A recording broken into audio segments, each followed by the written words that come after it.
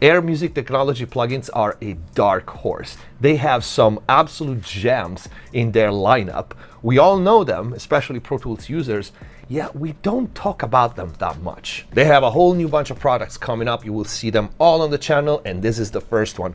I didn't see this one coming, but I like their style. Izzy and Kaos. Let's take a look at Airsoft Clipper. Let's go.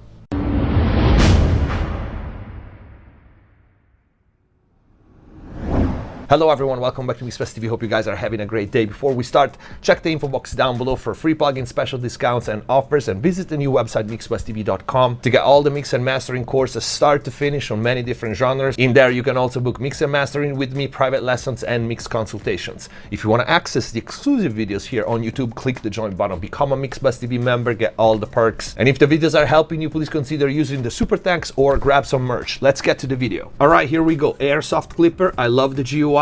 We got two main knobs, drive and post level, to attenuate the level. Post-processing, we have meters here. You can see them in action right now. And we also have an advanced panel. In here you have advanced metering. The drive knob and the post level knob that are on the front are mirrored here on the back, so to speak. And here you can also select the algorithm, the shape of the curve of your clipper. Tan, sine, and parabolic, you will hear how they sound different and they saturate differently. We also have a true peak function, an anti-aliasing, a stereo link, a release, so you can adjust the release time. By release time on a clipper, what do we mean? We mean how long the saturation, the clipping is gonna stay around, so to speak, once the transient or the audio information went below the clipping level, okay? You can leave it automatic or activate the release and you have the milliseconds and all variable release. We also have a mix knob on board and an output level. As simple as it gets, but this thing sounds surprisingly well. I say surprisingly because the competition is high. There's a lot of Clipper plugins out there, but Airsoft Clipper, I really find it, one, extremely versatile and well suited for any aggressive type of music. So whether it's EDM, dubstep, hip hop, or for aggressive sounds. And the ease of use and ergonomics play a big role because I usually use several instances of clipping in my mixes, whether on single tracks or on buses. And so, for example, to have the anti-aliasing in there when you start stacking up multiple instances, for being fast at finding the right algorithm and the right sound. But without further ado, let me give you the first example. So I have it on the full output for this demo track, and I'm gonna leave the anti-aliasing and take away the true peak. We start without.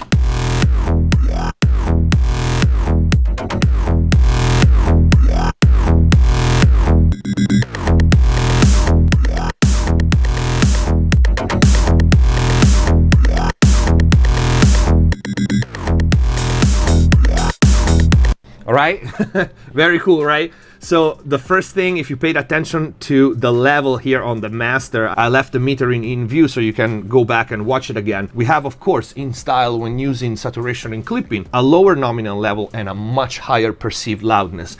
And here you can also see the reduction. We have a bar here, a metering in the middle. You can see the reduction, especially when the snare hits. Right now I'm not hitting it that hard, but you can still see a couple of dB reduction. So right off the bat, this answer everybody's question. Can I use this one to shave off the nominal level of drums? Yes, absolutely. And get more loudness, 100%. This is gonna be one of your favorite tools for it. I'm gonna play with it. I'm gonna push the drive much more than what I would do normally and change the algorithm so you can hear the differences.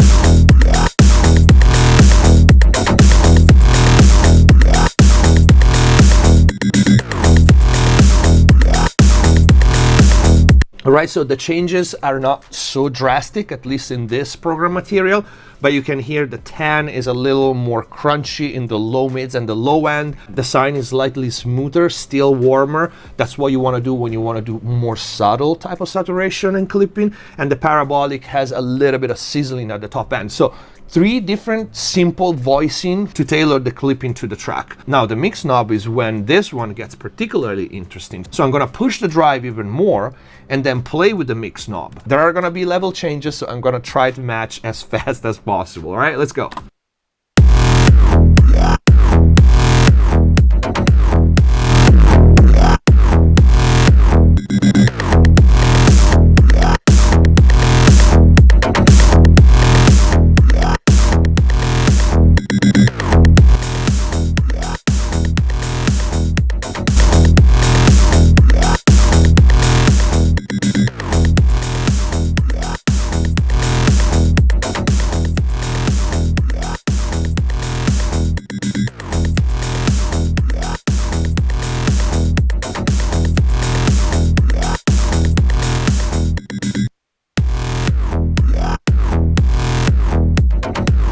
Again, I'm exaggerating so you can hear the effect. You hear what I was saying at the beginning. It's got some special energy in it that I don't necessarily find in other clippers, which might be more transparent, more suited for clean peak control. But this one's got energy. Let me show you something else. I'm gonna bypass it on the 2-bus, and we're going to use the same program material here, but I'm gonna, instead of putting it on everything, I'm just gonna put it on the snare.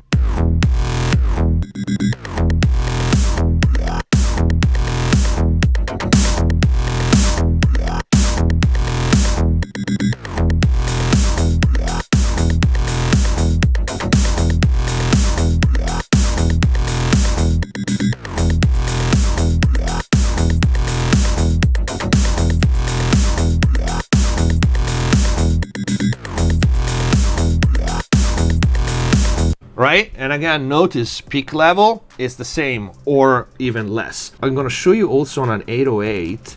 I'm gonna put it on only on the 808, and this is gonna be an even better example to hear the different algorithms. By the way, the GUI is scalable if you wanna make it bigger like this. I'm gonna start with 10.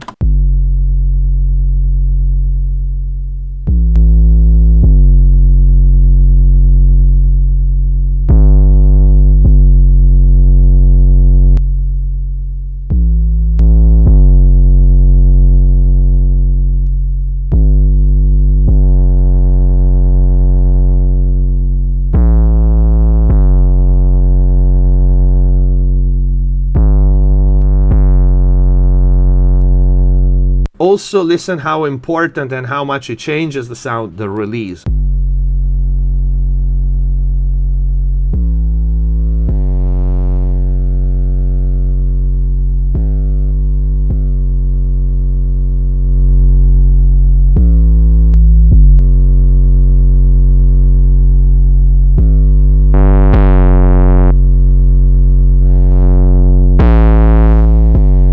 Alright, the release will also help you shape, in the case of an 808 or any bass heavy sound, how much of the upper harmonic do you want to inject into the sound, whether you're using it 100% or you're using it with the mix knob. If we put it on the entire beat here, we have an example for a basic hip-hop trap beat.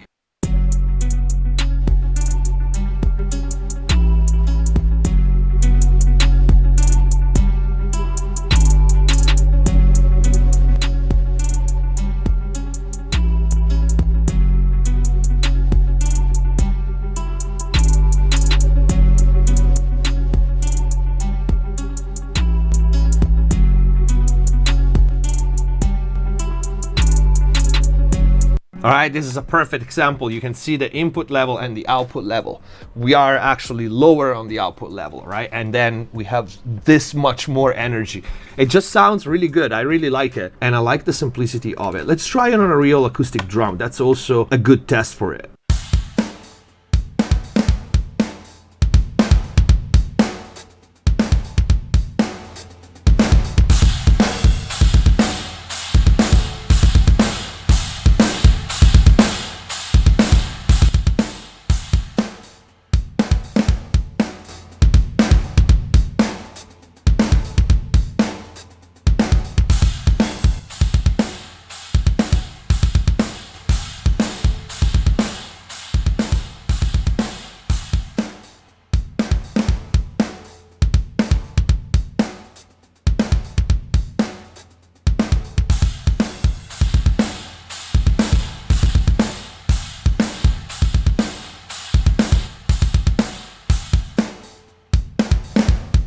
All right, see what I mean when I say it's not harsh at the top? With cymbals like this, a clipper on the entire drum bus most likely would have brought some harshness to the cymbals and some nastiness, especially on the top of the snare, the hats, and the cymbals. And this one doesn't. It sounds really smooth, it sounds really warm. I don't like the word, but that's really how it sounds. If we have a less busy pattern, I can try to push it a little more.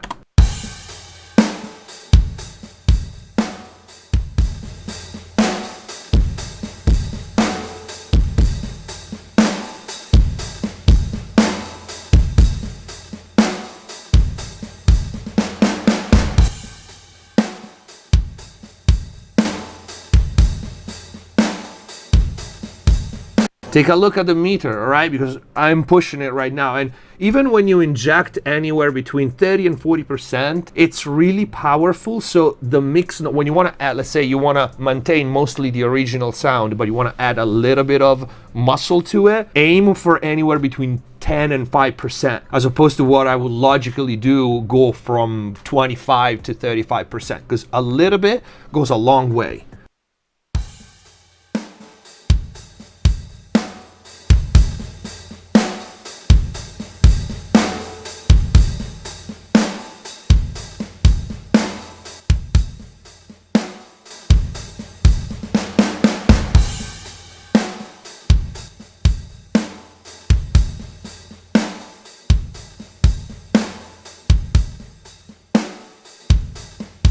You see what I mean? I'm like, what, 3% right now, and there's this massive difference, even if we want to keep it subtle. Again, do not overlook the release. There's a reason because it's there. It helps you shape the sound, the curve of the saturation, arguably more than selecting a different algorithm, and just as much as how much you're pushing the drive. So it's really important control. The last example I'm gonna do, just going back to what I said at the beginning, I really like it on hard sounds and energetic sounds. This is also great for synths, and not necessarily to control peaks, but just as a harmonic enhancer. So without.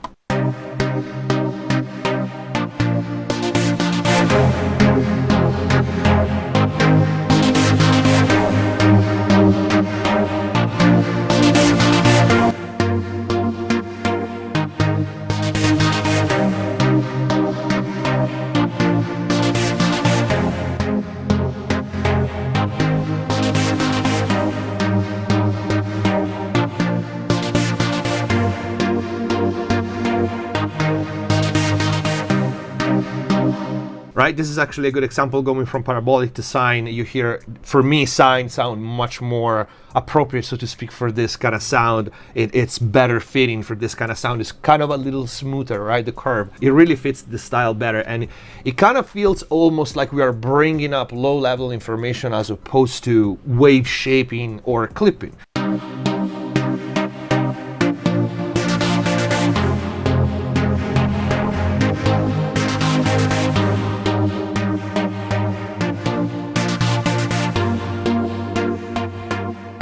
And if you want to let the dynamics alone a little bit, don't push it that hard, but maybe use it all the way to 100%. So let's go back to Unity, release around here.